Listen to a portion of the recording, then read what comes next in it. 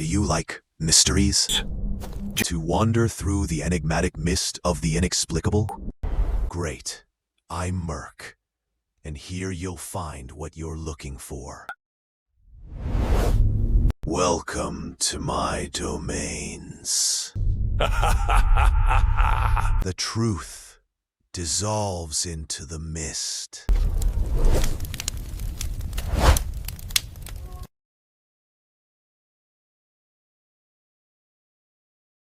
San Bernardino, California, 2014. A quiet house on East Davidson Street. Inside, a relationship was rotting from the inside out. Trista Ann Spicer and Eric Mercado, two people bound by methamphetamine, control, and a cycle of violence that would eventually consume them both. Eric Mercado was described by those who knew him as a violent, dangerous man, someone people actively avoided. But to Trista, he was something else entirely. She thought he was beautiful. She thought the men around him respected him because they did what he asked. What she didn't understand at first was that it wasn't respect they felt. It was fear. Trista had been clean from methamphetamine for 6 years when she met Eric around the beginning of 2014. Within weeks, he offered her a drag from a meth pipe. She relapsed, and then the violence followed. What started as occasional outbursts became daily physical and verbal abuse. Eric forced Trista to staple the curtains shut so no one could see inside. He demanded that she sit on the floor, completely naked, without moving, while he was gone for hours. He beat her with a belt and an electrical cord. He stuck a gun into her mouth and demanded she perform degrading acts. He set fire to a couch and threatened to burn down the house with her ailing grandfather inside. The grandfather died shortly after Trista met Eric. She never told anyone about the abuse. Not her family, not her friends, not the police. She disguised the bruises on her face with makeup. Eric Mercado was a father of 2. His family loved him. His sister Mahira Torres would later describe him as a loving father and a man of integrity. But to Trista, Eric was a captor. He told her he couldn't beat her the way he wanted to because she complied. She never objected to anything he wanted. She was too afraid, too broken, too trapped. October 2014. A night that would end in blood, concrete, and silence. Trista prepared dinner for Eric, beans and meat. He was displeased. He threw the food at her. He ordered her to sit naked on the couch. Then he stabbed her in the neck with a knife. He threatened to kill her. And then he told her to get him coffee. Trista went into the kitchen. She grabbed a cast iron skillet. She returned to the living room, and with a two-handed blow, she smashed his skull. The force of the blow broke the pan's handle. She struck him again, and again. His skull was obliterated. He was lying on the dining room love seat. The coroner would later testify that the blows would have killed him within seconds. But Trista wasn't finished. She picked up the knife he had dropped, the same knife he had stabbed her with minutes earlier, and she sliced his throat. She later testified, "All I could think was I was going to die." But the prosecutors would tell a different story. They argued that based on the angles of the blows, Eric Mercado was lying down, possibly asleep, when Trista attacked him. They said this wasn't self-defense. This was vengeance. This was murder. After the killing, Trista stood over the body of the man who had terrorized her for months. Blood on her hands. A broken skillet at her feet. A knife still wet with his blood. She had a choice. She could call the police. She could tell the truth. She could end the nightmare right there.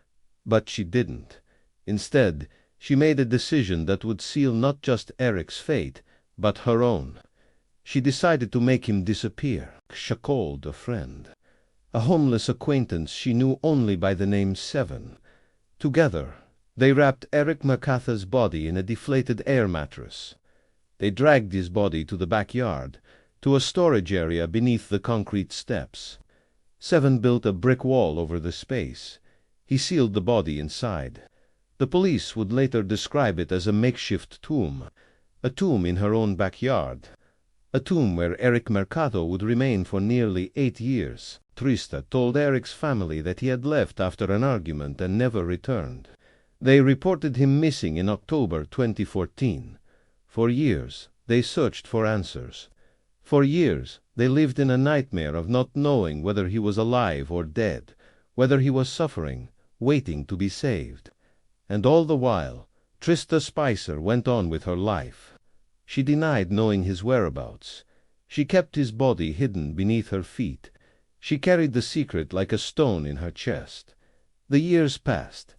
2015, 2016, 2017, 2018, 2019, 2020, 2021. Eric's family still searched. Trista still lied. Then, in 2022, her family announced they were planning to sell the house. Trista knew she had to move the body. She couldn't leave it there. She couldn't let the new owners discover what was hidden beneath those concrete steps. So she confided in someone. Her new boyfriend, Waylan Gentry. She told him she had killed her ex-boyfriend and buried him under the stairs. She told him she needed help removing the body. And Waylan Gentry held on to that secret. For 8 months, he knew what she had done. He knew where the body was. And he said nothing, but secrets have a way of surfacing. And the truth, no matter how deeply buried, always finds a way to breathe. August 23, 2022. San Bernardino police received a tip. Human remains at a house on East Davidson Street. The tip came from Waylan Gentry. After 8 months of carrying the weight of Trista's confession, after his mother urged him to do the right thing, he finally called the police. Officers arrived at the property. They searched the backyard. And they found what appeared to be a makeshift tomb, a slab of wood fixed to a doorway, a circular patch beneath it. They entered the space and found human remains. Eric Mercado's body, still wrapped in the air mattress, still sealed behind the bricks that Seven had laid 8 years earlier. The body had been there all along, beneath the concrete steps, beneath the feet of everyone who had walked through that yard, for nearly 8 years. Trista Ann Spicer was arrested on September 2, 2022, in Yucaipa, California. She was charged with murder. She pleaded not guilty, and for 3 years the case moved through the legal system. Finally, in October 2025, her trial began at the San Bernardino Justice Center. Trista took the stand in her own defense. She testified for hours. She told the jury about the abuse, the daily beatings, the belt, the electrical cord, the gun in her mouth, the threats to burn down the house with her grandfather inside. She told them about the night of the killing, the dinner, the complaint, the stabbing, the fear, the skillet, the knife. All I could think was I was going to die, she said. Her defense attorney, Gary W. Smith, argued that Trista was a victim of domestic violence who acted in self-defense. He told the jury that if they found her belief of imminent danger to be true, they must find her not guilty. He reminded them that victims of domestic violence don't always report the abuse. He described Eric Mercado as a violent and dangerous man, someone you don't tell on because it would have been worse. But the prosecution saw it differently. Deputy District Attorney Jennifer Carrillo argued that Trista didn't kill out of fear. She killed out of revenge. Carrillo pointed to the autopsy. The blows to Mercado's head were delivered while he was lying down, possibly asleep on the love seat. The coroner had to piece together 14 fragments of his skull. His nose and eye socket were obliterated. This wasn't a frantic act of a woman defending herself. This was a calculated, brutal attack. Carrillo also noted that Trista had gotten rid of seat cushions and carpeting that could have been bloodied, a sign of a consciousness of guilt. She argued that Trista had time to think, to consider, to weigh the consequences. This was first-degree murder, she told the jury. The jury deliberated. They had to decide between first-degree murder, second-degree murder, voluntary manslaughter, and not guilty. On November 10, 2025, they reached their verdict. Trista Ann Spicer was found guilty of second-degree murder. The jury also found true a sentencing enhancement for using a deadly weapon, the Castillon skillet.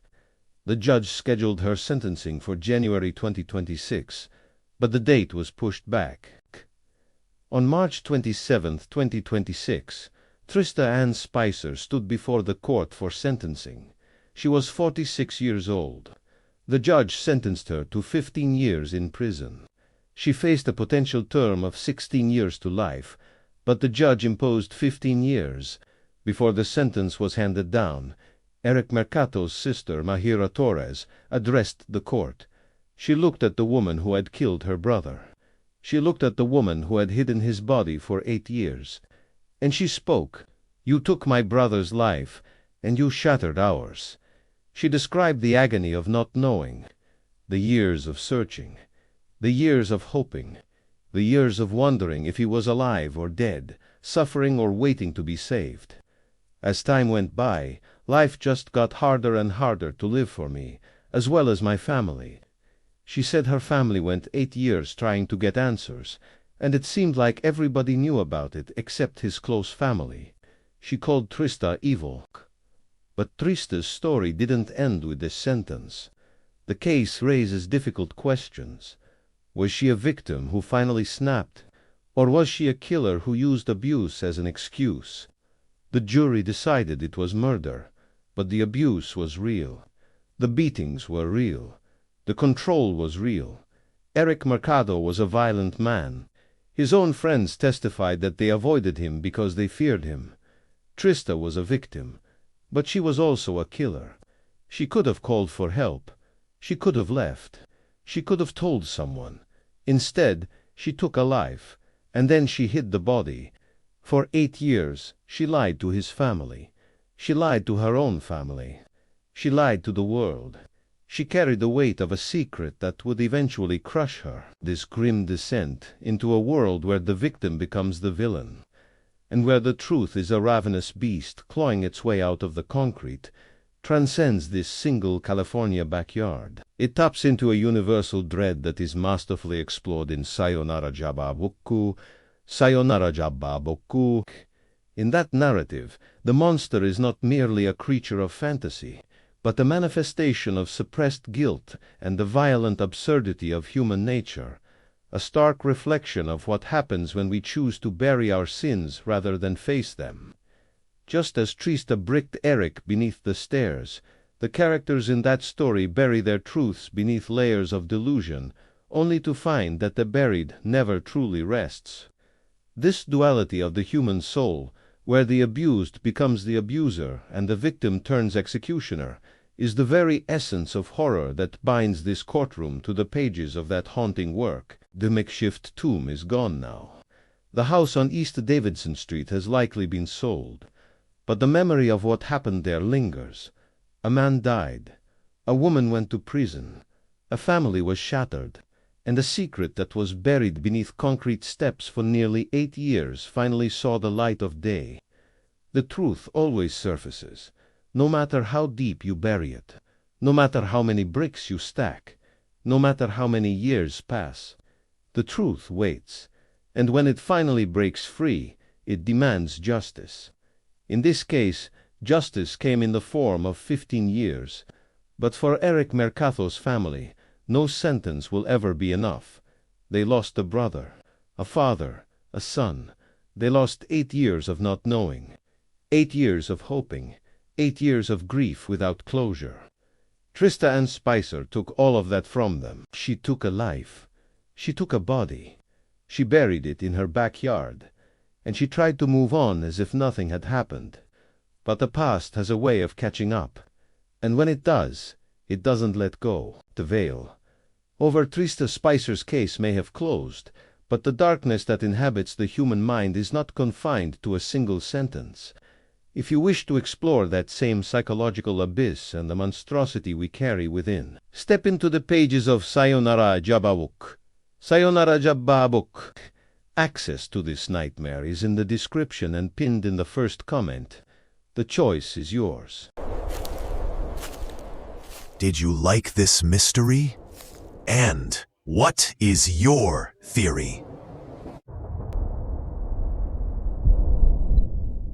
Leave your thoughts in the comments.